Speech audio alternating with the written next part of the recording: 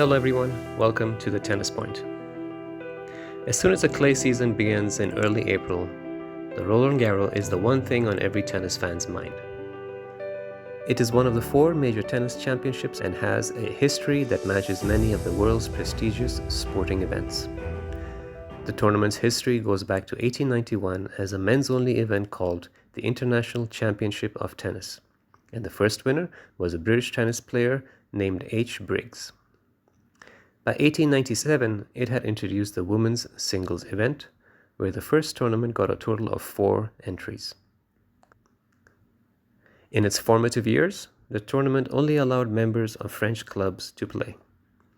It wasn't until 1925 that they officially opened to all amateurs and were given a major championship status by the International Lawn Tennis Federation, known today as the ITF. Let's take a look at how Roland Garros has captured the minds and hearts of every tennis fan over the years.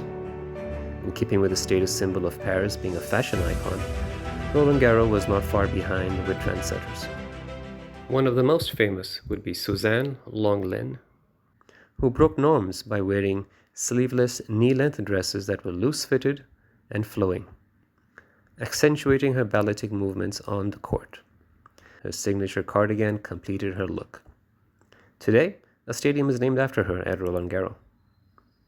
Jean Bororta, the bounding Basque, sported a beret during match play. His compatriot, René, started one of the most iconic fashion brands known today by his last name, Lacoste.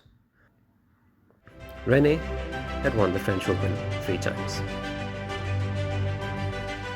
In the Open era, Yannick Noah remains the solitary Frenchman to lift the Roland Garros trophy. Seeded number 6, Noah won convincingly, only dropping 1 set to Ivan Lendl in the quarterfinals. The last time a French player won was in 1946 when Marcel Bernard beat Yaroslav Drobny. No French player has won the Roland Garros since Noah. The other record you probably didn't know? His win was the last time a player won a major tournament with a wooden racket. Roland Garros has traditionally been held in the last week of May, running into the first weekend of June. Playing Grand Slams almost back-to-back takes a physical toll on players. Winning them both in the same year, also known as a Channel Slam, is seen as a physical feat few have been able to repeat.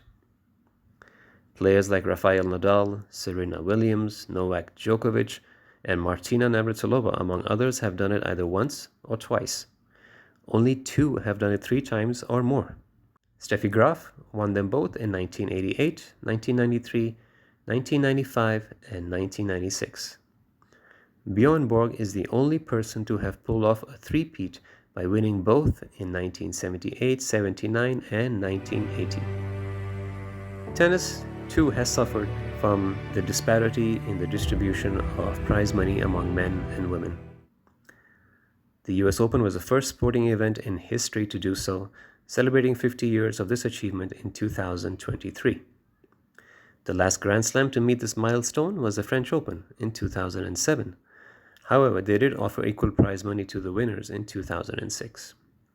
Venus Williams seemingly had a hand in pushing the decision for equal prize money. She met with the Grand Slam committee a day before her 2005 Wimbledon final against Lindsay Davenport to make the pitch. The French tennis president, Christian Vimes, credited Williams as one of the decision's driving forces. The tournament itself is named after a man considered no less than a hero in all of France. An avid aviator and a pilot in the French army, Roland Garros held various altitude records. The first for flying at a height of 3,950 meters, set in 1911. He soon broke it by flying at an altitude of 5,610 meters in 1912. Another aviation record he held was being the first to fly across the Mediterranean Sea on the 23rd of September 1913. Roland joined the war in 1914 and had a hand in creating the first interrupter gear for a forward-firing gun mounted on combat aircraft. He developed this using concepts by Raymond Saulnier.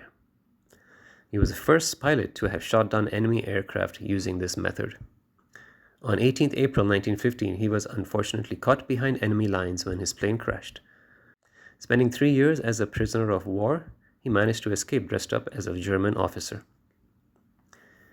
He enlisted soon after his return, and unfortunately his plane was shot down on 5th October 1918, killing him. The tournament is fondly known through his name today and carries a legacy built on breaking records, being daring, and tenacious. Please don't forget to subscribe to our channel, and we hope you enjoy this year's Roland Garros. Thanks for watching. This is Haider with the Tennis Point.